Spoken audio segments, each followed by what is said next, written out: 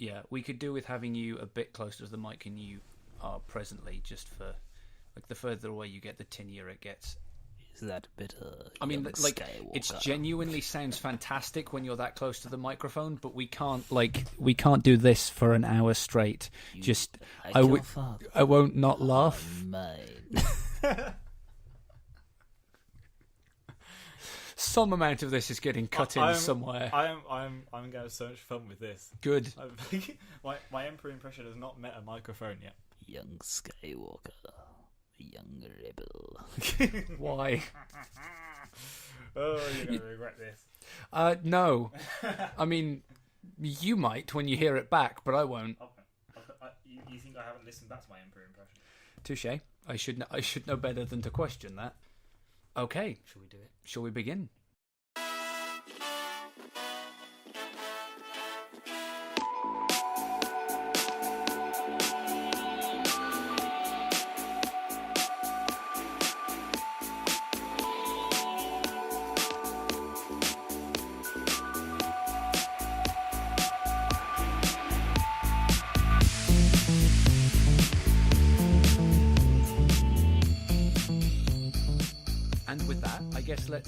Let's start talking about Dunkirk. Now, should we explain this movie in case people don't know what it is? Maybe they're listening in the future and it's not big news. Do you want to?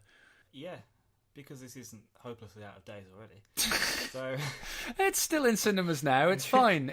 Just about. We've got to get this up promptly, I suppose. Okay, so Fun Kirk. No. No. It's not fun. It's not fun. Dunkirk is completely different to what you think it is going to be, I think. Okay, so for clarity, it's a movie about, obviously, Dunkirk and the extraction of soldiers from Dunkirk during World War II. It's by Christopher Nolan.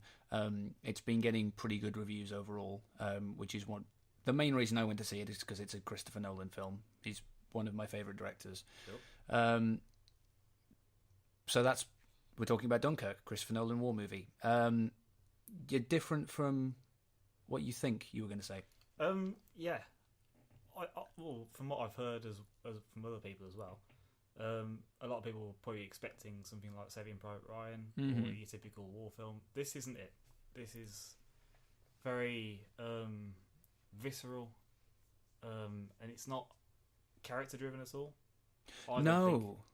No, I'd agree with you. Like the closest you get to anything like a protagonist or a main character to follow is Tom Hardy's pilot. Yeah, and even he is it like a relatively small part of the film? Yeah, he sort of comes in. I want to say 20 minutes in, something like that. After the first guy who you think is going to be the main guy gets onto the beach, and he has a looming presence because obviously his plane is looming over the beach. Well, yes, but he just sort of comes in now and then, doesn't he? Yeah. So the way it's cut is fascinating to think about, because it starts off with this conceit of you've got everything happening on the beach with like all of these soldiers, 300,000 or so of them, is taking place over a week. So you're with those characters for a week. Then you've got the captain of this private sort of civilian ship sailing over to pick up troops. That story takes place over a day, and then the pilot story takes place over an hour. Yeah. But they're all cut together, so you're watching them all play out at the same time, which is weird because the movie is an hour and 45 minutes long. So the 1 hour of flight time is like really stretched out and extended. Whereas the week feels so compressed. And I honestly, I didn't realise it was a whole week at first. I mean, it tells you 1 week. It's not the clearest in how it tells you though. At the start, that's. I don't know if we can get into this already. Yeah, that's one of the slight issues I had. It's a very small thing. I didn't feel it was very clear at the beginning. For a while after it started, with the captions coming at 1 hour, 1 week, I was like, yeah. And then obviously the way scenes play out. Yeah, the longer it goes on, you realise what's going on, and it does come together quite beautifully when it when they all converge upon each other. Because it ends in almost the same set of moments. Yeah. But it's been stretched out. But you're right, because it doesn't give you a lot of time to dwell on how separate the times are. It just sort of gives you a text stamp. Yeah. And then you're like, great, so this is when this is, and this is when this is. Yeah. And like, I caught the 1 hour and the 1 day thing, but I didn't catch it the 1 week. Like, my brain didn't quite process the third one of those. Yeah, I think you put it well there. You don't have time to do. You don't have time to think, what does 1 hour like? You just see it, and then you're straight into the action again. Yeah, because it's a relatively fast sort of setup. Although you're straight into it. It doesn't do, interestingly, any of this setup until your sort of on the ground soldier protagonist has gotten to the beach. So you get all of this stuff of him running through the town of Dunkirk with the flyers dropping and all the propaganda and running away from the Germans firing at him before it does the setup. So you get this almost as its own sort of separate moment that's divorced in time from everything else that exists, which actually makes it harder to process, I think, the set of time. And I think this might even be on purpose, because you think about the 1 hour is fairly easy to process because you see it happen stretched out, but then you get... It's almost real time, apart from the fact that it's being stretched out over the film's runtime. But you have lots of moments where you get to see, oh, that's when this thing was happening at sea, and they're connecting, and you see where the characters' lines are crossing slightly out of sync. And that's, like, interesting and effective. And then you get, with the week, it doesn't feel like a week. No. You see so few individual moments, and the thing that I only thought about this recently, but you don't really see time passing in any sort of meaningful way. I think this is on purpose, though. I think is my point, is that if you're stuck on that beach for a week with German bombers potentially flying over, and you know that the enemy armies are enclosing on you because they've made a point of dropping propaganda flyers on you, telling you that they're coming for you to wear your morale down, and you're just stuck there, unable to do anything, not able to effectively fight back, just sort of waiting for either help to come or someone to kill you. I think time does kind of blur and dilate in that way, or at least this is what the movie's saying. If you didn't have the caption saying 1 day, 1 hour, 1 week, you'd never know, I don't think. Apart from a few scenes that are clearly a little bit before. Yeah. We'll get into spoilers later, I guess. Well, I mean, I think actually... Or we can do it now. I think the conceit of this is a film club. We know we've seen it. Yeah. I think we need to kind of just establish this here. This is going to be a super spoilery podcast every episode. Okay. I think, because otherwise, if we're trying to sort of talk around... the film, we can't really have a proper discussion about it. Yeah. You know, I'll flag it somewhere. So like spoiler ho. Brilliant. That was so. Cillian Murphy's character, who I think he's actually in the credits as Shivering Soldier or something like that. Oh really? Like I think that he's literally nameless. Just that. I was shocked when the credits came up and the main guy, I can't call him a protagonist because he's just there, which is the whole point. Yeah, they're all just there. But the guy we seem to focus on more, he's called Thomas, apparently. Yeah, no, specifically Tommy. Oh, Tommy, is it? Yeah, okay. Which I think is kind of cute because Tommy is like, I think this was more First World War than Second World War, but was like slang for an English soldier. So it's almost like they don't say his name ever, but it's like, let's give him the most generic soldier name we possibly can give him. You can see that's all over them. Like they're all dark-haired white men. Yeah, it's really difficult to tell them apart, and I think again, like this is on purpose. It's about painting this kind of vagary. Whereas I think all of the like really high-ranking officers are like quite well-known British actors, like Kenneth Branagh's in it. So the officers stand out as characters more because you're familiar going, oh, it's Kenneth Branagh. Yeah. And you see that and you process it on some level. Whereas all the other characters are sort of generically young white guy with dark hair and they kind of blur into each other. And again, it's Yeah, There's a like an couple of aesthetic. faces you can recognise from smaller films, but if you didn't know, you would never recognise these people No. if you hadn't seen them. No, and one of them is Harry Styles. I don't know Harry Styles well enough, or care to know well enough. No. So I saw a few people saying, "Oh yeah, Harry Styles was one of the performances of the film." I had no idea which one he was. No, me neither. But I think this is the thing, is that he is exactly of that same type. And the reality is, he did a good job, partly because I wasn't sitting there going, oh, this one must be Harry Styles because he's incompetent. I think the greatest compliment I could probably pay is I had no idea it was him. Well, exactly. and obviously we aren't his target audience for his other work. So the statement of the century. Yes, but definitely not. But it's, the point I was going to make with the time thing and Cillian Murphy is we meet him as this shivering wreck. There is a scene later on, and this is where they all converge upon each other, where he's helping men out of the water, and he's stoic, he's calm, he's together, he's fine basically, and this has clearly happened before crap went down. Yeah, and it's a stark contrast to how we've seen him earlier in the film, and it does make you sort of think, wow, because it would have happened to. Yeah, there's almost this part of it where suddenly you're like, he spends so much of that movie terrified about going back, and by the end of it, it's almost like he's resigned to not being able to get out of that. But I think for me that arc, I think the most impactful moment of that arc is the bit sort of towards the end of it, where it's apparent, like they're picking all the guys up on the beach, and it becomes apparent that the young boy who's had his head knocked in by falling down the stairs because Cillian Murphy's character was... Is it Killian or Cillian? I've heard Killian.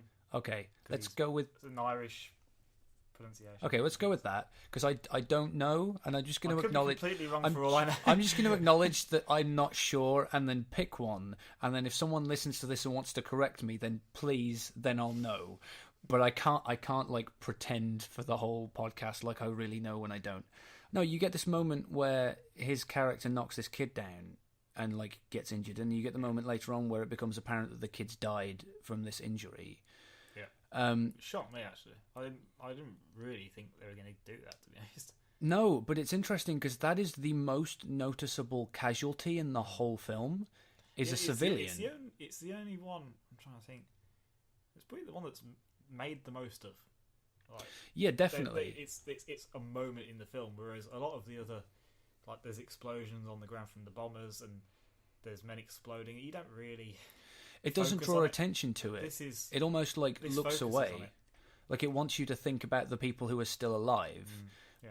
And the most cost you feel is a civilian character, which I think is really potent in the sense that it's a movie about civilians putting themselves in danger for the armed forces. Yeah.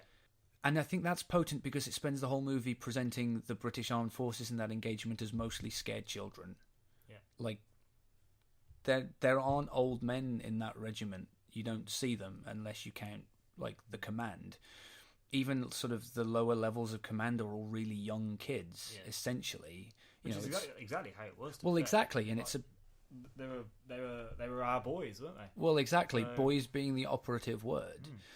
But I think the thing that struck me really profoundly about this is actually right at the start. Because you're kind of used to, I think, like, two kinds of war movie, right, broadly. And this isn't exclusively true, but there are two, like, really common kinds.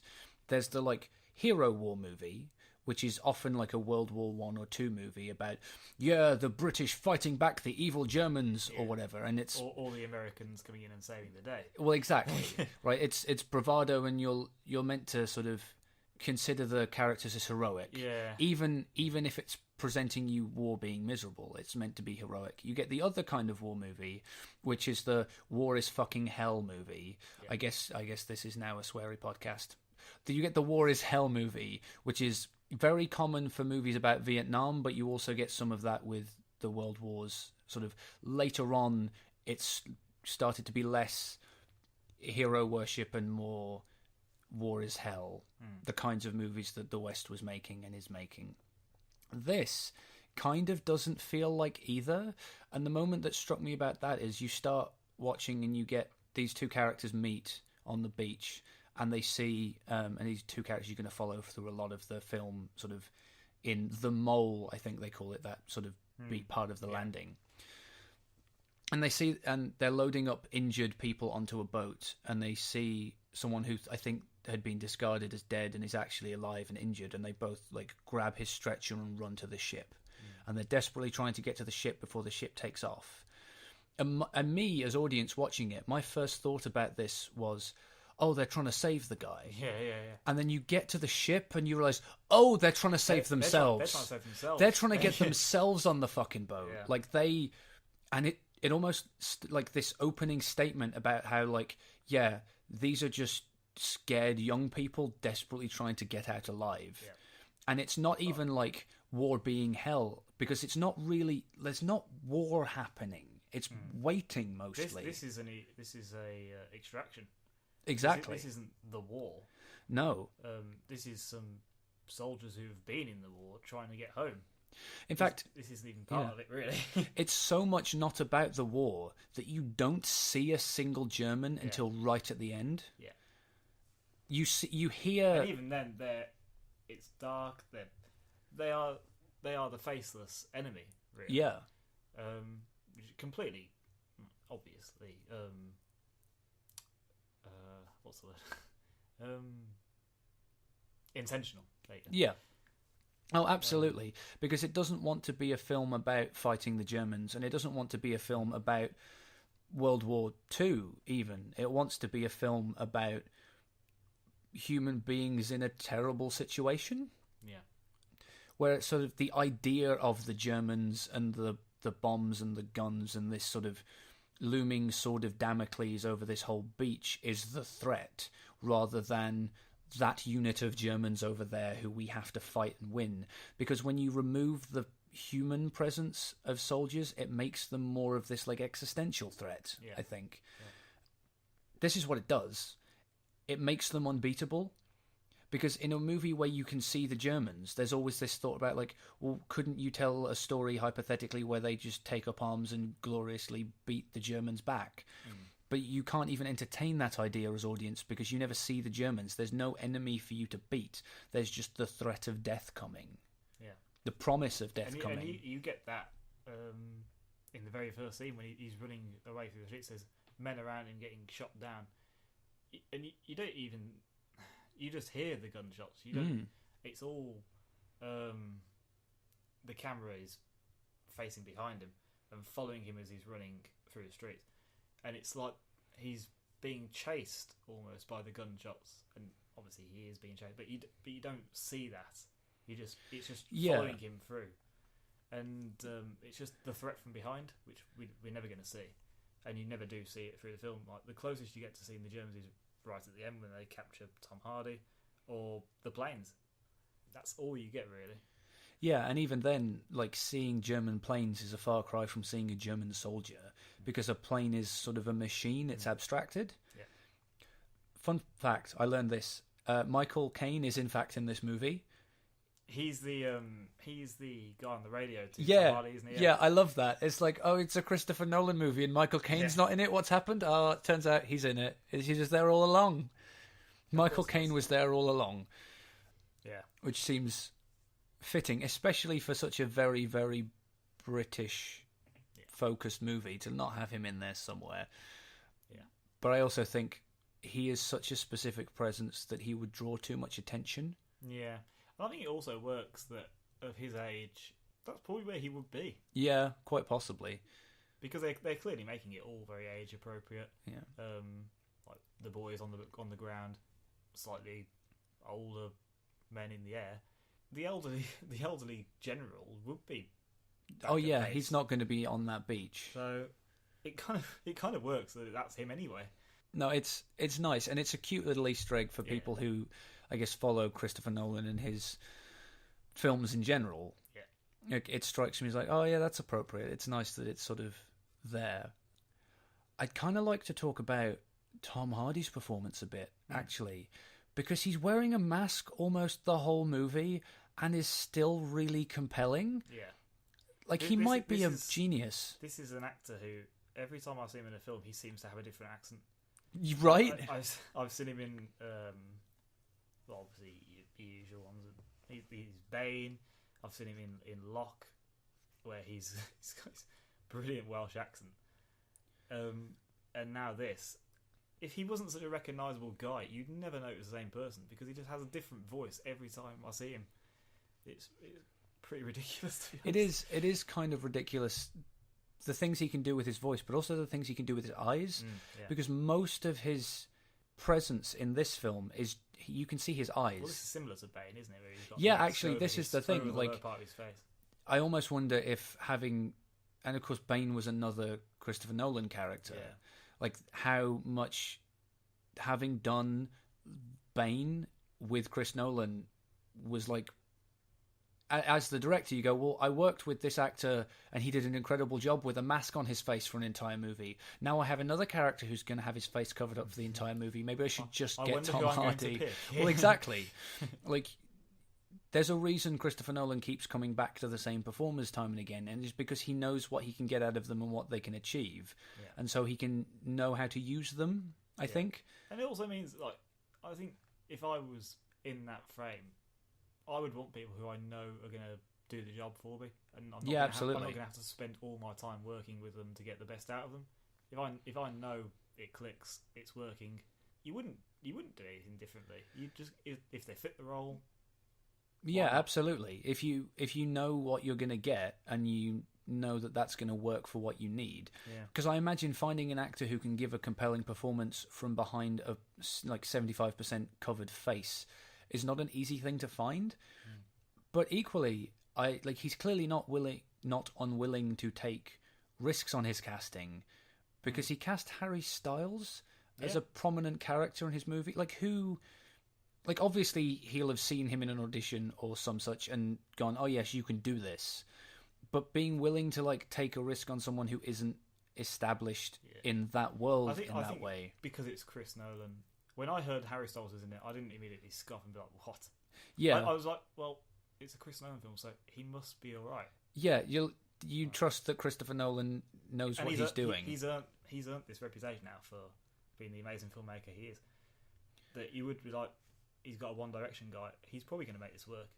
He doesn't cast recklessly either, because if he casted recklessly or willy-nilly, he wouldn't be using the same actors. He's actually casts really conservatively by using the same actors, which is fine because it works for him because he knows what he's getting.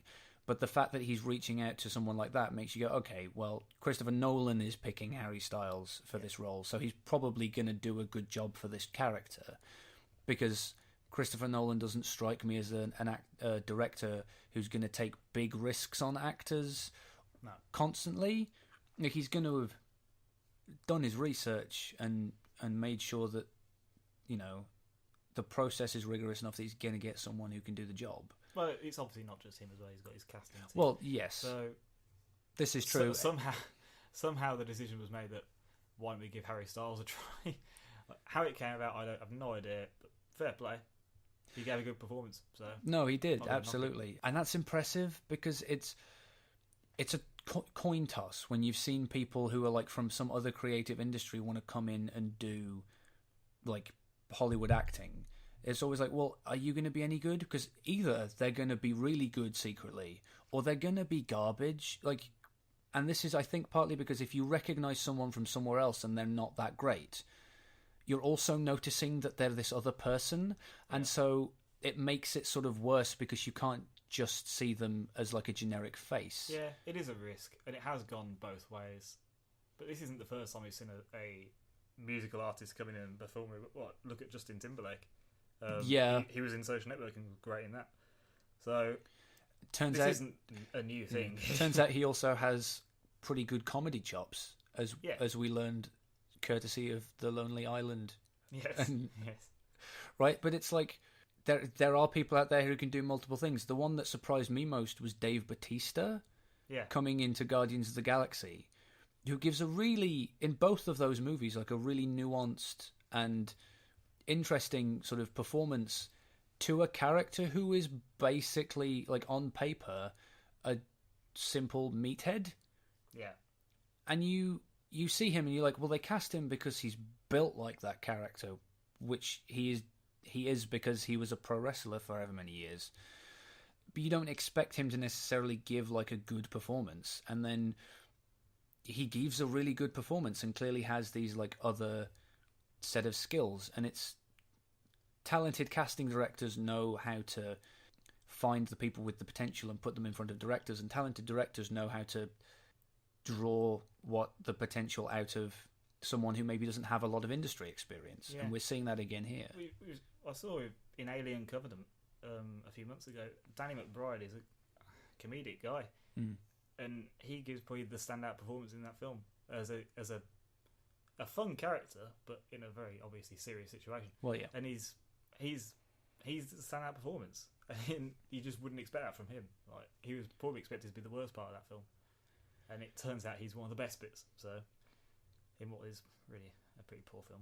Yeah, I've heard not super great things about it. It's, you know what, I might see it, but I'm not going to go out of my way to see it in the cinema. I wouldn't rush out. No. Not that it's in the cinema now. Well, no, but like I wasn't going to have gone and maybe it'll be on Netflix. I didn't see it in the cinema. I saw it afterwards. I'm glad I didn't pay. Yeah, you don't. You got to kind of know what's worth taking your risks on, I guess, if you don't have infinite money to spend on films. Yeah. Which I don't. Yeah, I had my worries with that film in watching the trailers. I mean, it's a sequel to Prometheus, which was mediocre at best. It's a sequel to Prometheus, but then also wants to be another Alien film. Yeah, that doesn't seem like it's going to... It doesn't know what it wants to be. Like, the first half is an Alien film, which is pretty cool. Then it takes an immediate turn that wants to be Prometheus sequel, which is a bit weird. Some really cool things, because I actually quite like Prometheus in some ways. And then it goes back to trying to be an Alien film again. It's a bit of a mess. It's a Ridley Scott film, so it looks great. Oh, yeah. As always. Like, the sets are fantastic. But, yeah, not a great film. Anyway. We'll skip it. On the other hand, what is a great film? Dunkirk. Anyway, back on topic. This is going to happen a lot, isn't it? I think that's fine. As long as it's interesting and it's not us just going, I'm bored of talking about this movie, let's talk about insert other movie, in which case maybe we picked a bad movie to talk about. There's nothing wrong with a tangent sometimes. No. Anyway, I want to get into the action of Dunkirk. I think this is the best bit of Dunkirk. Like, I want to see it in IMAX again. Mm-hmm. So not again. I want to see it again, but in IMAX, because obviously we didn't. Because IMAX tickets are fucking expensive. Yeah. Yeah. But it didn't hurt the experience at all, just watching it in a normal auditorium, because it was pretty incredible how immersive it was. Just sitting there. We weren't that close to the screen either. No. We were sort of about halfway back, yeah. And seats are shaking. It's one of the loudest films I've ever had. Oh God, you aren't wrong, are you? Like, the experience. It is scored almost the whole way through, but it's quite a gentle score, which is impressive in itself because it's a Hans Zimmer score. I think, at least. I'm pretty sure it's Zimmer. Yeah. But then the sound of like the guns and the bombs is so bloody loud, which is, at first you're like, oh God, why is it like that? And you're like, because it's bombs and guns at Dunkirk. Yeah. They want you to feel like really present, and it does make you feel really present. And there are so many elements of the film that do a great job of putting you in the situation with the characters. The fact that the characters are pretty faceless, really. They are you, and you are them. And added to that, the sounds of the gunshots, like where they're hiding in the boat in the hull. Oh, that was tense. So tense. And it's just target practice. Yeah. It was almost ridiculous when he's like, target practice. I was like, oh my God, it is just target practice. Yeah, because shooting at them. You can see it from the shape of it and you believe it. And you're like, well, if we get out, they'll know we're here and they'll kill us. If we stay inside, they'll probably still shoot us. So we're boned, in fact. And then they're saying, plug the holes. I'm like, with what? Your corpses? Shooting at you. Exactly. Like, if you put your hand there, your hand is going to get shot. But it speaks directly to this desperation. We're like, well, if I don't plug the holes, I drown. And if I do plug the holes, I get shot. Yeah. So it's just really, these kind of things that just constantly hammer home the hopeless situation that it is. But it's also a part of the sort of the desperation and the recklessness that movie is showing you and talking about, because they went outside of the perimeter that was set up on the beach to pursue the boat because they thought they might get out in the boat. So they wandered off on their own into unsecured territory. Yeah, they've almost gone rogue. Yeah, so they did this shit to themselves. Yeah. And you understand exactly why they do it, because they're desperate and bored. None of it seems like... You see in some films where character decisions are like, why are they doing that? There's no reason. But this is a decision where you're like, no, they're just doing whatever they can do to get out. Yeah. And we've seen this already with, as we mentioned, with the stretcher. They're just trying to get out. And you completely understand why, like, because of the events of the whole film. Yeah, like they've presented it. The planes, the screaming of the planes is absolutely horrific. That's absolutely terrifying. And it's horrifying to watch the fact that everyone just sort of lies down. Like, the best they can do is make themselves really small and hope they don't get blown up. Yeah. Like, which is to say, you can do nothing, but at least lying down makes you... lying down makes you feel like you're doing something. And I think when characters in movies make bad decisions, you have to explain why they've made it, because if a character makes a bad decision, it's really easy for an audience who have a wide shot, they know everything that's going on, to go, well, that's really dumb, why would you do that? That's, oh my god. And you disconnect from the character because you feel it takes you out of the film, doesn't it? Yeah, it takes you out of the film when it doesn't feel rationalized. And it's not necessarily incredibly hard to do, although it depends on the kind of film you're making, but it's really deftly done here, where with very little dialogue, you understand exactly the frame of mind that leads these characters to go off and do literally anything they can to get out. Because doing literally anything is better than sitting there doing nothing for another day, even if it's reckless and stupid.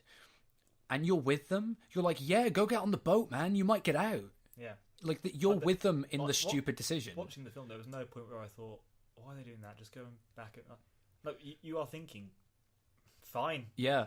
do whatever, right ahead. Do whatever desperate, stupid, reckless thing you got to do. I mean, hell, it might work. That's where you're at that point in the film. It's the perfect point to do that, because you've had about an hour or so of everything going wrong. Absolutely. Nothing they're doing is working with doing what everyone else is. So, fuck it. Maybe this will work. Yeah, maybe it'll work. But it puts you in their mindset in such a way where you are with them in making a reckless, dangerous decision that doesn't work out for them. So that you aren't, when they're in the bad place, reaping the rewards, as it were, of having gone out of the border, you're not sitting there going, well, this is your own fault, isn't it? Although it clearly is their own stupid fault. You're instead going, oh god, this is tense, I hope they're okay. And then you get angry with them when they start throwing each other out of the boat. Yeah. Right? Where it becomes this line drawn where suddenly you're like, oh, okay, this is because it's happening to the characters you've been following. Suddenly you can kind of see, but you also understand how desperate they all are, because it's been made clear throughout the film. It's pretty much every man for himself. There's no friendships in this film. No, really. There may be what you call some alliances that are drawn, but no one's close. No one's helping each other really, apart from the civilians helping the soldiers. And I think that's the thing, is that the military had kind of given up. They're like, oh, maybe we can get 30,000 of these 300,000 men. Their expectations are super low. Or 400,000 of them, whatever it is. Yeah, I think it's 400,000. They expect to make 30. Yeah, they expect to get about 30,000 out, and even then, as you're watching it, you're like, "There's no way they're getting 30,000 out." They keep blowing up the destroyers. The Germans have the water on lockdown. A good 75% of this film thinking, did they even make it? Yeah, you doubt history, because every attempt they make just goes wrong. They get blown up, they get bombed, they get shot down. Nothing works. It's a bit of mirror. And it gets a bit when they say what is it and it's home, it's a bit it's a bit cheesy, but by that point it's kind of earned it. Yeah, you accept it, 'cause it's fair enough, because they hammer on. It's a great moment. Yeah. They hammer on this thing where they can practically see England from where they are on the coast of France, and how horrifying that must be. It just adds to the desperation of it. We're so close. How can we just not Yeah. get there. Like, I can see it. Like, how can we just not step onto home soil? But of course, you've got the channel to contend with, which is not a thing you can just casually swim. Yeah. I mean, like, people have swum it, but it's not easy. You aren't going to get 400,000 tired soldiers across the channel without losing most of them if you're trying to swim. That's not feasible. But I think you said a thing about there aren't really, like, friendships. I think the film is in some ways, like, about breaking down this idea of camaraderie, which kind of goes away when you're just scared and trapped. Where this thing is like you draw whatever lines. So these in the ship, they're like, well, no, fuck this guy first because he's French and we're English, and that's just how it goes, mate. And then fuck you afterwards and you because you're a different company. In that scene, you do feel awful for the frog as they call him, which but you also. You can't help but see it from their point of view, like, you have kind of got to go, mate. Yeah, it's that thing, like, if you had to choose, you wouldn't choose the guy in your company. You'd choose the other random fucker who just showed up. Yeah, who isn't even supposed to be there. Exactly, and you wouldn't choose the Frenchman. You'd choose your British buddy, right? Like, you would, and it's awful, but it kind of, the film is there to say, like, this is how people make these terrible decisions. Like, we look at it sometimes from a modern day point of view, where you don't really go around calling French people frogs nowadays, but not back really. then, completely different time. Like, you know, and like soldiers' attitudes are like you can see this from the other perspective, right at the start when he's running for the defensive emplacement, and they let him through, but like he's English and it's a French emplacement, and like they aren't particularly friendly with him. They're like, "Oh, you're our ally, so we'll let you through," but they're like, "Hurry up, get out of my way." Yeah, like they're not. The movie doesn't present this idea that like France and Britain are best friends, which is why at the end when you've got this military general saying, "I'm going to stay," we're going to get the French out as well if we can.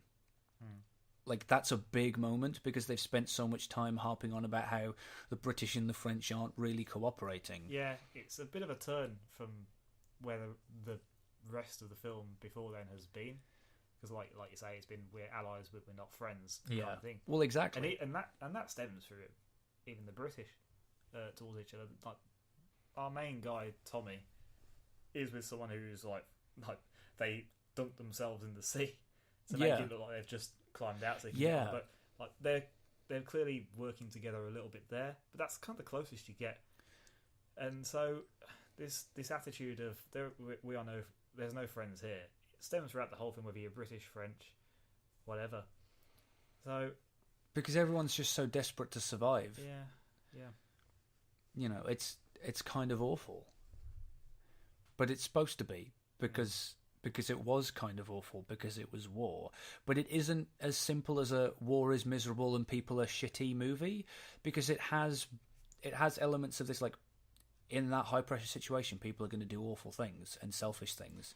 But it also has hope and, like, heroism. Yeah. But all the heroism comes from the civilians and the fighter pilots. To an extent as well, Tom Hardy. Yeah. Like, the bit at the end where and this was a little bit silly, like, he's just gliding around and he shoots the final bomber. He'd have had to have made a huge swoop round. Like, it was a little bit unbelievable at that point, but... Again, the film it's earned it by then. Yeah, like it can get away with that moment of a little bit of the hero moment in what is a film that is about no heroes really. Yeah, and I think it needs it because I think it draws this distinction between the guys on the ground who aren't heroic, who are just desperate and crumbling and need saving. Sometimes they need saving from themselves and what they're becoming in that scenario, but it's that. And everyone who's coming to get them, which is the civilians on their boats doing this desperate extreme thing to bring soldiers home. And the fighter pilots who are pushing themselves beyond their reasonable limits to keep the skies as clear as possible for this final push to make sure the civilians get there and make sure everyone gets off the beach and onto the boats. Because it starts off really early in the fighter pilot thing where you get... Oh, his gauge isn't working. Oh, yeah.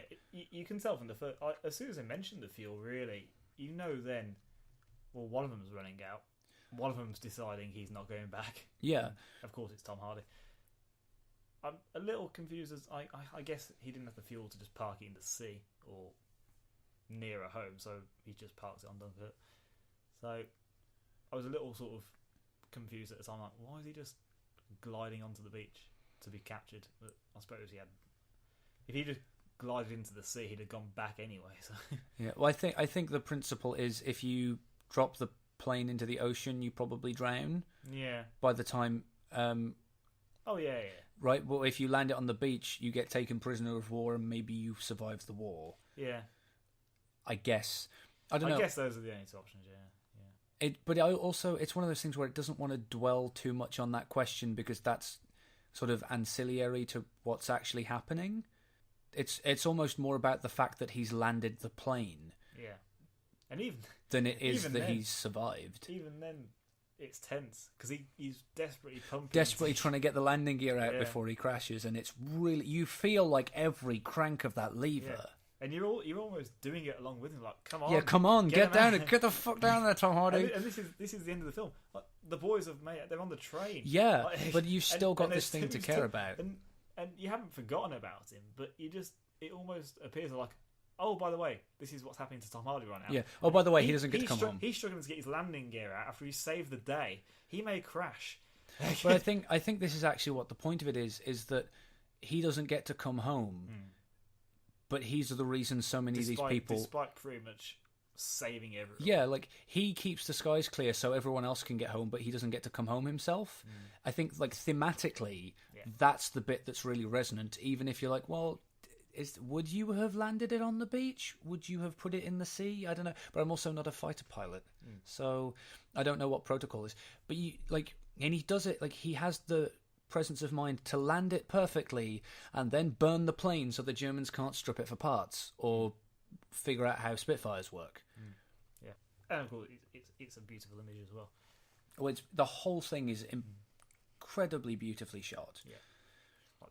Yeah, the whole film is just it's filmmaking, just a masterpiece in that way. From the action scenes to just the setup scenes, like the landmarks, it's pretty incredible just as an experience. Yeah, absolutely. It was the way the action scenes, you felt yourself tightening up, particularly when they're on a destroyer and you can see the torpedo coming towards them, and that's absolutely terrifying. Just seeing it, and then you feel it, and that was the standout action scene for me. Oh, really? Because there was a lot of. Sometimes I have a problem with some of the ways that shaky cam is used. Yeah. So I don't have a problem with it. I have a problem with it when it's done poorly, But it is or out of place. It is frequently used badly. Yes, because there's a bit of an obsession since the Bourne films. Oh, where yeah. it's used, Whereas, like, where it's used well. It was used well and popularized by that, and then suddenly every other shot is just like wobble, wobble, wobble, wobble, wobble, and you can't see shit. Assassin's Creed. Yes. Carry on. So in this, it just puts you in the situation of where shaky cam really works for me. Mm-hmm. Where we've seen it in other films where it's just not been used right at all, and it takes you out of it completely. And you can't see what the hell's going on. With this, it just puts you right in the thick of it, so you feel completely distressed about it. But it's not distracting. This is the thing, isn't it? You can still follow what's happening, but it just gives you this off-kilter sensation. You can sit there and not enjoy it, but no, but you can continue to watch the film. You aren't suddenly going, oh God, it's so shaky. What? Because sometimes it's done in a way where it makes it difficult to see what is actually happening on screen. But that isn't the case here. Or it's just completely annoying to look at. And you're just like, oh, for fuck's sake. So yeah, or it's literally the whole movie and you throw up like Cloverfield. Yes. Yeah. Which is why I haven't watched it. Yeah, no, I haven't either. But I've seen bits of it. It sounds like it would turn my stomach, frankly, just from the camera. Like, apparently lots of people got motion sick in screenings in Shocking. cinemas. Right? Who'd have thought? There was a film, I think it was called Horrid Henry or something. I don't know. But it's shot in first person mode, basically. Yes. The whole time. Oh, Hardcore Henry. Hardcore Henry. There we go. Yeah. Not Horrid Henry. No, that's Not something the else. cartoon. Can you imagine that though? Oh, a crossover First between the person two. cartoon. Wow. No, that. I know what you mean. It's all shot first person, and Yeah. it's like an action movie. No interest in watching that. I'd be throwing up in after about 10 Yeah, I'll minutes. bet. But yeah, with this, you're right in the action, you're right in the thick of it, but it's not distorted at all. It's clear. The visuals are excellent in that way, where you can be right in it, but you don't need to be figuratively thrown around Yeah. because you're just taking it all in brilliant. And that's how well it was shot, really, for me. That you can be put almost in first person, really, in an action scene like that, and still just watch it and take it all in, and not miss anything. Yeah. Because that's the big annoyance with films where things aren't bright enough or too dark or too shaky. You feel like you're missing bits of the film. You feel like you're not enjoying what's being shown to you because it's not really being shown to you. So It feels but lazy. That was one. Yeah. Because It's not proper filmmaking to me, where you're almost hiding bits from the audience. I think like hiding things is okay if it's done on purpose, but a lot of the time when you've got unuseful shaky cam, it feels like you're missing things and the director maybe didn't want you to miss them. Right? Like you're going, I can't follow it. You're trying to show me something, but I can't see what it is, which is sort of different from, I can't see it because you're trying to hide it from me and maybe it will be revealed later and this is like tension building. Like Alien is built entirely around what they aren't showing you yet, for instance. Yeah, we've got to do that one, by the way. Yes, that is a good one I to didn't know do. you'd seen Alien. I have at least once. I haven't seen it as much as you have. I've seen it at least 50 times. It is one of my favourite films. Yeah, no, So- which is fair. Like, it is a good choice. It is a good choice. Yeah, we've got to do that. And Aliens. Very interesting to discuss those two. Back to back, maybe, because they are quite different. Very, very. Which is why I can't pick one. Yeah, I prefer Alien as a film because it's more my kind of film, but they're too different to say which one's better anyway. Yeah, It's just absolutely. each preference. Yeah, because they're or different in kinds of films. They're not trying to do the same thing. Yeah, which is genius. Which is exactly how sequels and franchises should be, and that's what I hope they do with Star Wars. Yeah, Especially that, I'm so pleased that Rogue One was a completely different kind of film. yeah. Don't want it to be anything like the saga films. No, because otherwise, That's what's what the they're for. point? Yeah, you've got the Standalone other films thing. do something different. The other thing exists. Why give us something Don't do new? anything that's too un-Star Wars. Cause Oh, it's yeah. it's still Star It still Wars, needs to but be a Star Wars movie, but try something a bit different. yeah, give us the bits of that world that we can't get in the main films. Yeah. It seems to me like we've maybe sort of run down. Did you have any opinion about the lack of gore in the film? I didn't really have a strong opinion because I didn't really notice it, right? But I like. Didn't bother me at all. No, I think if it had been more gory, it would have damaged the movie. I think there's some war films where it works. We all know about how much praise Saving Private Ryan the opening gets, Yeah, and that's completely Well, full on. it's earned because it's doing what the movie is trying to do. I don't think Dunkirk cares about violence. That's almost like the shock of that. Dunkirk, I think I would have found it distracting. Yeah, because And there's some bits which are a bit grisly, like they're getting burned alive in the ocean with the oil. but it's not. But it's not over the top. It's not like there's men getting blown up and you see nothing. It's not voyeuristic about the violence. The violence is almost this abstract concept rather than this real thing, because it's not about like the movie isn't about people dying. It's a movie about people under the threat of death. So all of the violence is, I think, distant because the threat is distant for the people alive. They're not looking down the barrel of the enemy's gun. Yeah. They're just sort of waiting and expecting that they'll probably die before they get off this beach. And so for the movie to like have the pressure it needs, violence needs to be sort of looming rather than really present. And if you make it visceral and gory, it makes the violence really present. Yeah. So you can't escape it. I think there's also just the point that sometimes it's just plain unnecessary. Well, yes. There's been a lot of scary scenes where there's no violence at all. Or you see nothing. You don't need blood and gore to make something intimidating or scary, and you especially don't need it for tension, which is, I think, really the thing. It's the big tension killer. in Yeah. film, in my opinion. Well, this is the thing: is Dunkirk is a movie that is trying to be very tense the whole way through. It's a movie about tension. As soon as you get to the actual wounds and like dealing with like, oh no, he's actually been shot. That's actually a break in tension because the worst thing that can happen has now happened. So by putting it in there, you ruin. And you've seen it. Like it doesn't play in your imagination when you've seen exactly what's there. Yeah, exactly. Like in horror, what you don't see is the scariest thing. It worked for Jaws, which was, to be fair, an accident because the shark didn't bloody work. Well, yes. But thank God it didn't. In Alien, it works. Sometimes I think people think it's more fun to see everything, and maybe it is sometimes, but I think the scariest stuff, and Hitchcock does this as well, the scariest stuff is what you don't see, it's what you think about. Absolutely.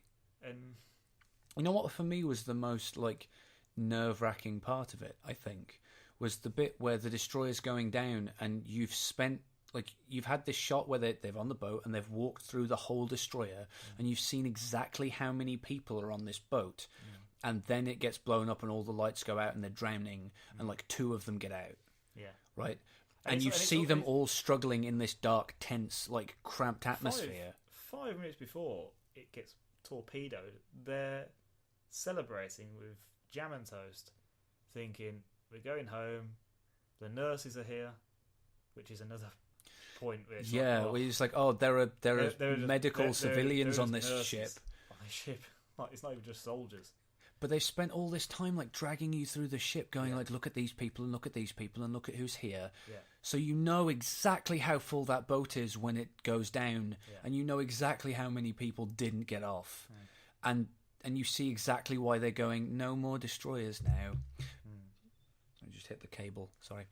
You see exactly why they're not sending any more destroyers, because they're just getting it's getting people killed. You might as well leave them on the beach at that point. Yeah. At least then you don't kill crew. Yeah. It was deeply unsettling. It's a very grounding film. It is. And I think this is the thing, is I'm not usually that into war films. No, I don't. No, I'm not. I kind of came to this because it was Chris Nolan, not because it was a movie about Dunkirk. I came to this because it looked great. Oh, and it's got Chris Nolan. Yeah. So probably gonna be great. Probably gonna be as great as it looks. Yeah. So. And it was that thing where like it made me engage with a war narrative in a way that I don't expect war movies to do, which is kind of comes back to the first thing you said, where it's not quite exactly what you'd think when you go, oh yeah, let's tell a story about Dunkirk, because it's about it's not your typical war movie, is it? No, it's about human beings under pressure in a way that isn't interested in glorifying war, but it also isn't interested in demonizing war, because it's a war movie that isn't really about war.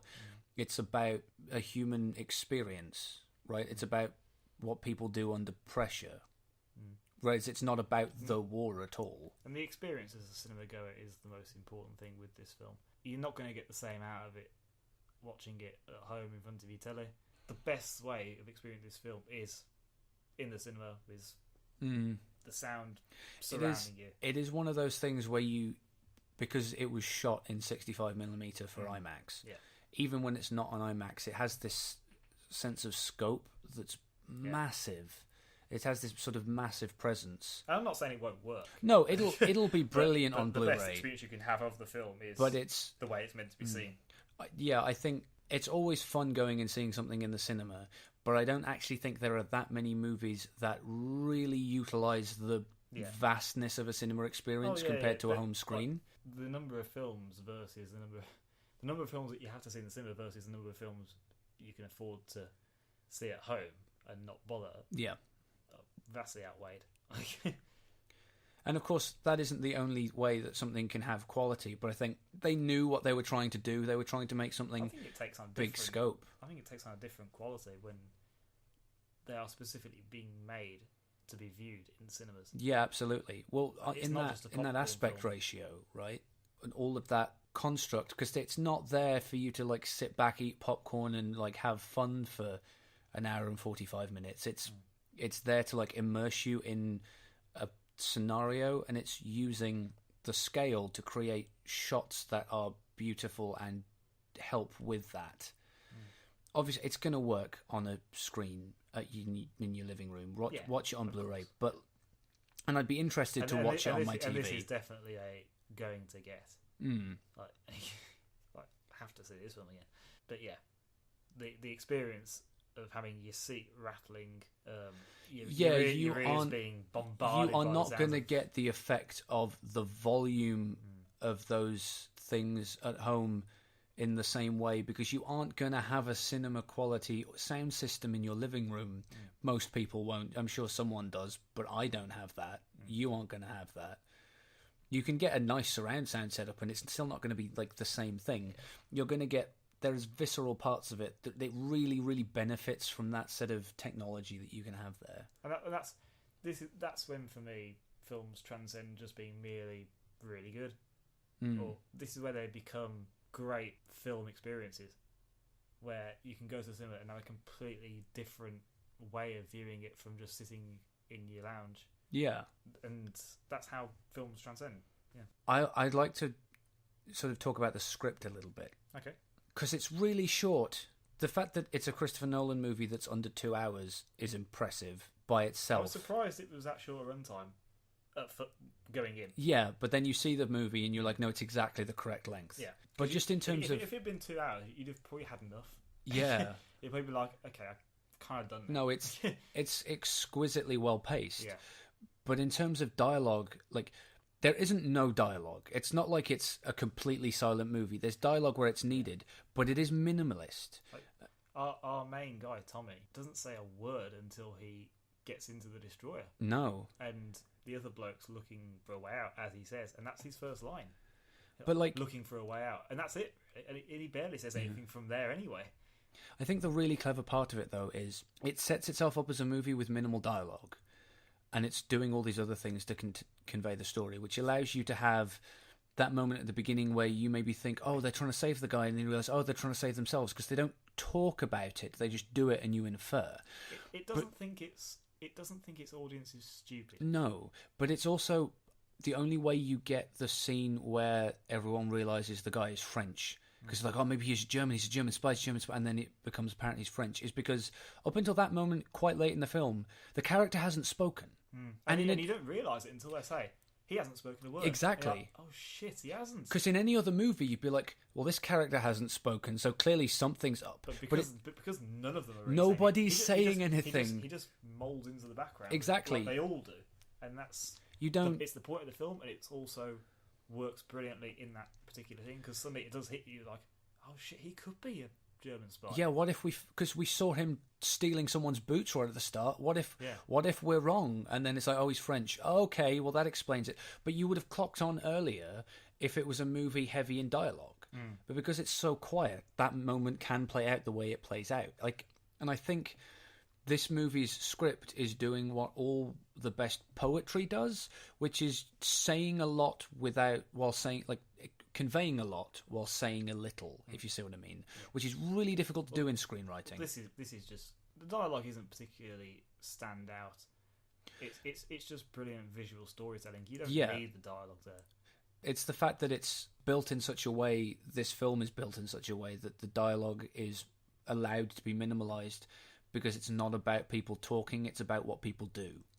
And I'm in love with that part of it mostly. It's a brilliant bit of writing. I think it's interesting to note that I could be incorrect on this, but I think Nolan wrote the script alone, as opposed to a lot of his productions he's like co-written with his brother, whereas this was just him writing it.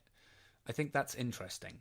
Possibly that was just a decision made out of a weight of effort going, oh, it's going to be minimal dialogue, a lot of it's going to be about the visual storytelling, so the visual storytelling stuff is the bit that I'm doing visually. I don't need another brain on it. It could be pure circumstance, but there is a definite distinction from this film to his other films, which can be a little exposition heavy. Yeah, they can be verbose to the point of being problematic. Yeah. Like Interstellar. I was say, I really like Interstellar. I think I like Interstellar more than it is good. Partly, I love Matthew McConaughey. And I think he gives a great performance in that movie. But there are definitely moments where characters are sort of monologuing the themes at you. Yeah. And it's not necessarily... Love, Merv.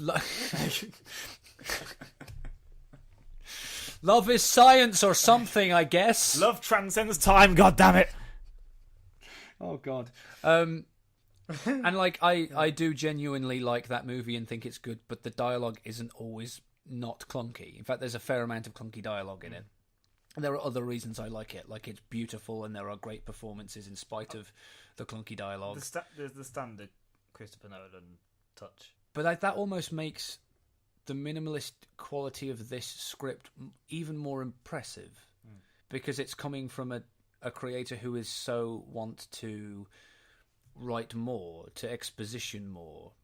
And I almost feel like this is, from a cinematography perspective, this might be the best movie he's made, because it does so much without having to lean on script. It might just be the best thing he's done so far from that perspective, technically. It's well worth a watch.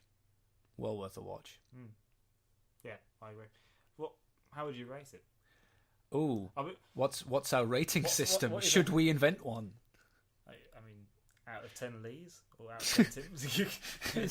It's 2 out of 10 Lees, but it's 5 out of 10 Tims. Yeah. What? How are they different? Have a rating from Lee to Tim. A rating from Lee to Tim. How beardy is this podcast? Oh God. Because realistically, that's like saying the scale goes up to 10, but will only go from like 2 to 5. I'm not as like, I'm more beardy than you, but I'm not that beardy. No. Okay, no. So let's say, like, out of 10, what would we give it? That's a pretty standard sort of metric. Yeah. So out of 10, what would you give this? That's an interesting question. I kind of want to say, I don't know.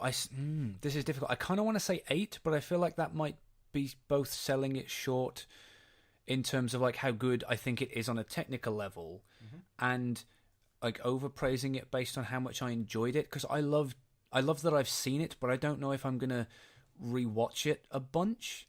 I think it's a difficult movie to watch, so maybe like 8 is a good midpoint. Whereas like my like for it is probably a 7, my respect for it is probably a 9. So let's go with 8 and split the difference. Fair, and I agree. It's one of those movies you don't enjoy as much. You enjoy the technical aspect of it and the themes and everything like that, but it's not one that you have fun watching. No, it isn't. And although I have to say, watching the film, I wasn't miserable. No. I watched War for the Planet of the Apes about a week before. Yeah. It was really good. Enjoyed it. But Christ, is it like depressing? Depressingly dark. Like, it's a bit of a... It's not boring or there's a few slow bits in the film, but it's a bit of a slog to sort of... It's not a film like Dawn, Rise, fun-ish. You can enjoy watching them. You can watch them again and again. War is not that way. It's the bleakest of the three, is it? It is pretty damn bleak. That's a great word to describe the film. It's bleak. It's really good, but bleak as hell. Yeah. So, and this is similar. I don't think it's as bleak as War for the Planet of the Apes, which is a bit surprising, really, considering the subject matter. Yeah. But I think I don't need to have fun with something to feel like it was a positive experience I got something out of. Oh, yeah. I still think, like, as much as I like it more than I would like the average war film, there's still the element where, like, it's a war film. I'm not going to be like, I need to watch it again because it was that compelling. And it didn't, like, move me in the way that I would quite have liked it to. I didn't find it quite emotional enough. I think so. Like, I was in zero danger of tearing up at that movie, which is not to say that I wasn't invested in the characters, but it was all it was so tense you can't sort of I think there's not a lot emote. to tear up at. I think it churns your stomach in ways, but it doesn't. I don't think any of it is meant to be like. Yeah, it's It's closer to being a thriller than it is trying to like make you feel something about it's war. Not. I don't think it's meant to get you emotional about the romance of war or anything like that. No, and I don't like the romance of war is not the kind of thing that's going to get at me. No. Because you don't romanticize war, please. No, that's not. No.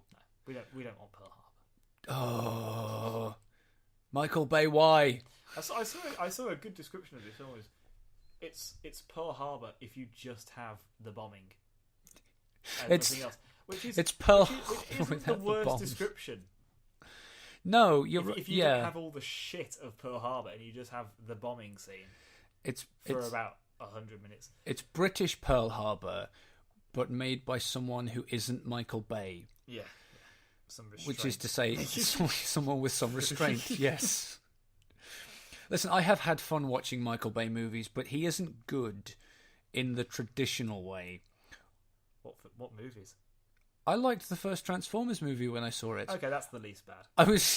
I was a lot younger then. My standards were probably lower. I remember going to see. Which one was it? The first one without Megan Fox. The third one, I haven't even seen that one. I saw it with Drew. I don't know if we're naming friends. Why not? We have now. We you have saw now. it with Drew. We saw it with Drew. Hi, Drew. And I think he enjoyed it. Clearly there are people who have fun with these because Yeah, they keep yeah. making them because they keep making it's the same money. with Fast and the Furious. There are people who these films are just made for. Oh yeah, They don't do it for me. which is fine. Which is about the politest thing I can say. Which is about fine. But like I always strive to consider the idea that sort of taste and like what you personally like isn't quite the same thing as what is good. Yeah. For instance, I like all three Matrix films a lot. I know they Good aren't on all you. good. Good on you. Like, Tim. I'm not going to sit here and tell you that The Matrix Reloaded is a good movie. Good. It really isn't. Good. I'm not going to tell you should watch it. Good. You shouldn't. But I love that movie. But, like, the ability to sort of weigh the difference between, like, oh, I had fun, or I like that, or I want to watch it again, and... Yeah. Here's another good example. We saw Suicide Squad together. Oh God, yes. And, like, my feelings when I came out of the movie was like, I had a lot of fun with that really terrible movie. And my feelings were that I was bored as shit. Yeah, like, which is fine. I don't think I ever want to see it again. And I know it was so bad, but there was something about watching its badness. I don't know, I had fun the one time. It warms my heart that you can at least see that it was bad. Oh God, it was so bad. Enjoy what you like, but for God's sake, no, it was good. fucking terrible. That movie is a disaster. Yeah. Every part of that movie doesn't know what it is. There are jokes that are edited so that they aren't jokes The anymore. film's a bloody music video for the first 10 minutes. Right, it is, which would be fine if that was coherently And done. it's also a video game because you get the characters of the film with their strengths and what they're known for. Boomerang. It is. Throws No. a fucking boomerang. Boomerang's known for a boomerang. Press A to boomerang. Deadshot's known for shooting people. Well, One would say that he's a dead shot. Oh shit, that's what he should call himself. No, to be perfectly clear, I do not think Suicide Squad is anything other than a terrible, terrible movie.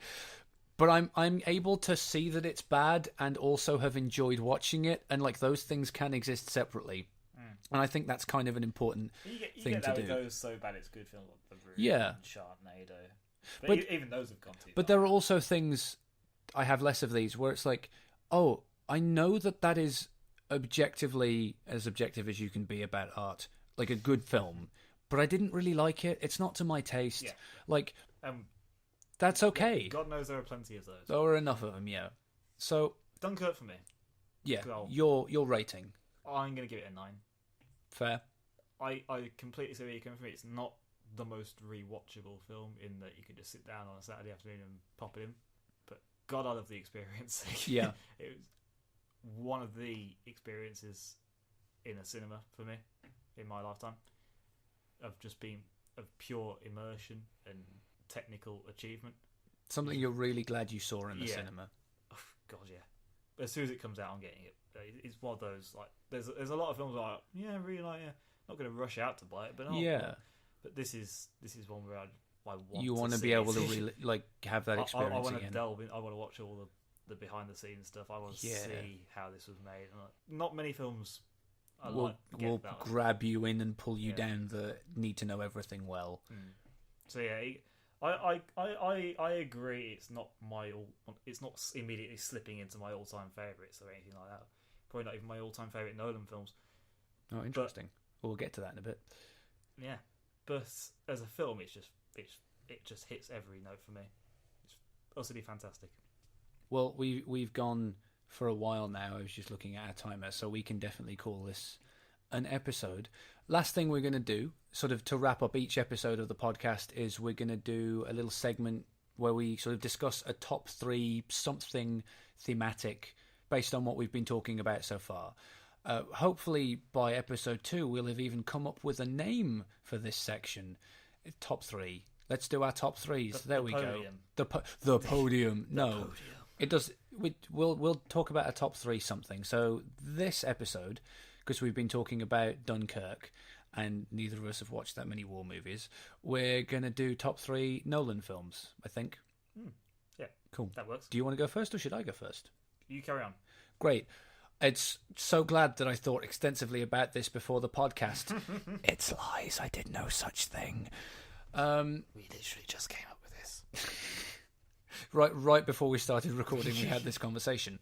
So, top 3 Nolan films. I'm not going to do them in sort of a 1 to 3 order, because otherwise I'd sit here for 20 minutes thinking about that before I could carry on.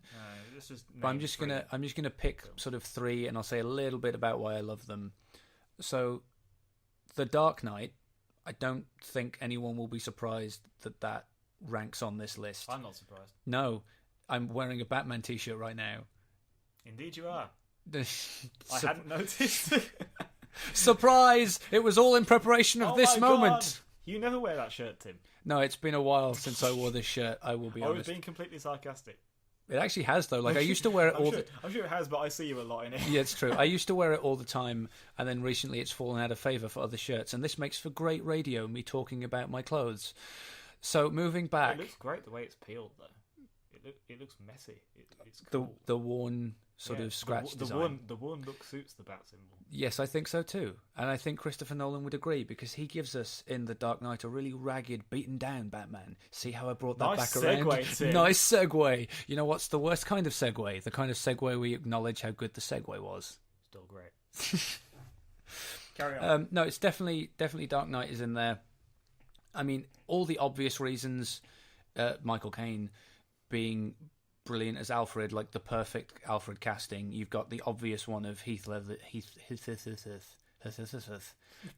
Ledger's Joker. Hedge Leatherface. You've got the obvious one of Hedge Leatherface. I thought that's where you were going. Hedge Leatherface. No, Jesus. You've got the obvious one of Heath Ledger. Why? Why can't I say Heath Ledger? You've done it. Carry on. You've got the obvious one of the Joker being brilliant and an incredible performance and some incredible writing. It looks wonderful. And I'm a big Batman fan, and it was nice to see sort of a really interesting, well-done Hollywood Batman movie. God knows we could do with less shitty Batman movies. Please stop making shitty Batman movies. I remember I watched the Michael Keaton one, because I actually, when I was little in the early 90s, I had the Batmobile from that film. Oh yeah, and the subsequent ones, which we won't talk about. And that was the Batman of my childhood, and I watched it, and I thought, why don't I remember this film? And I think I know, and because I don't really like it. Yeah, it's got Jack Nicholson as the Joker, and he does fine, but he's not iconic in the same way. It still has the slightly ridiculous can't turn the neck suit, so he just swings around. Oh yeah, no, that's such a bad bit of design. I mean, the voice is an issue. Like, you get the thing with the Christopher. Yeah, I don't buy at that age Michael Keaton as Bruce Wayne anyway. But... No, you get the grisly Batman voice. Oh, Batman. Which everyone can do and is an endless source of humour. You get used to it eventually, but it's not good. But apart from that, I really enjoy that film. For me, it's the Batman movie to go back and rewatch. My second pick is going to be The Prestige. I have only seen this movie once and consider that a failure on my part. I need to watch it you're going to hate me then. 2 or 3 times. Not because everyone should have seen it, but because I feel like having watched it once, I should have watched it a second and or third time to try and unpick all the stuff that's sort of hidden in there. The whole movie is basically a magic trick they're playing on its audience. Yeah. And it tells you this at the start of the movie and you still don't see it coming because it's a movie about misdirection that is doing misdirection. And I find that really clever. Also, Nikola Tesla's in it for a bit, just as a character, and he's wonderful. So, pushing my personal buttons. And I'm gonna maybe be controversial and pick Interstellar as my third one. Oh wow! Because we were talking about, like, I am kind of aware of the ways in which it doesn't work, but the ways in which it does work really work for me. And I love the sort of the conceptual science fiction stuff he's playing with. That is like my personal crack. You know, like my buttons that you can push to make me fall in love with something, a time dilation and hard science fiction. And it is a problematic film in that it starts in hard science fiction and then goes to a place where love is science, which is really not hard sci-fi, and maybe it needs to make its mind up. Love and ghosts, time dilate, like it's... Love transcends time, Tim. Like it doesn't always land, but I enjoy lots of the component parts. I love all the performances, and so I'm going to go with Interstellar for my third one. Okay, fair enough. What about you? Yeah, again, in no particular order, because We don't have time for that shit. Can't be bothered for that. I always loved Batman Begins, not just because of the film, but because the preceding one was the last Joel Schumacher film, where it very well could have killed off any Batman films because it's a tragedy. I actually enjoy it in some ways because it's so hilariously bad. Oh yeah, you can laugh at it rather than with it. It makes it into the list of so bad it's good, which is not an achievement. No. But this brought Batman back and he could be taken seriously. He wasn't campy like the 60s or the Joel Schumacher films, and to an extent the Keaton ones. This was, I don't want to call it dark and gritty Batman because I'm so tired of that. It's a bit of a cliche. Yeah. But this was just Batman done proper. And you know me, I'm a sucker for an origin story. That is also true. And it's a good one, and it's got Liam Neeson in it. It really works for me. I like Cillian Murphy as the Scarecrow. I thought his performance is really creepy. Yeah. And pretty frightening as well, with the mask and everything. I just think it's just actually, in a lot of ways, edges Dark Knight for me. Oh really? Which is my other pick. Because I love that film. I'm just gonna merge them. That's fine. That's fine as long as we get through them. But then Dark Knight, see, it flip flops every time. Yeah, of course.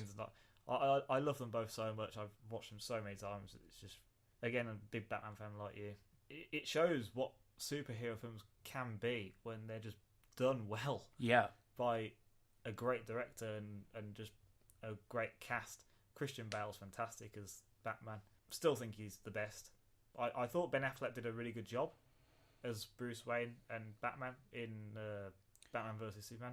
I think not in a good film. Ben Affleck could have been the best if he was in a better film. Yeah, is the way I feel about it. Yeah, he's in one great scene. He's in one great scene and a really shitey film otherwise. Yeah, but Christian Bale's just, as he always is, fantastic. Dark Knight has Heath Ledger's legendary now performance, but Batman Begins it just has something special. It's difficult to explain, but it just has something. You know, a place in your heart. Films get you. Yeah. And you can never. Sometimes you just can't explain what it is about the film that you like. Yeah. Or what you prefer over what is perhaps a better made film. I think Dark Knight. Do I think the Joker's plan is a little bit? How could he have planned this would happen? This happen? Yeah, a little bit. But that's still just a great superhero film. And I think these are. I'm trying to think of the best superhero films. We'll probably come back to that at some point. Yeah, no doubt. We will do that. But those two are definitely well up there for me. As an aside, seeing as I've covered most of the trilogy, Dark Knight Rises, disappointing for me. So that's not making it there. Tragedy. Didn't enjoy it at all, really. Oh, not at all. That's a bit of a nose. It's just not at the level of the first two for me. Fair enough. My third pick is Inception.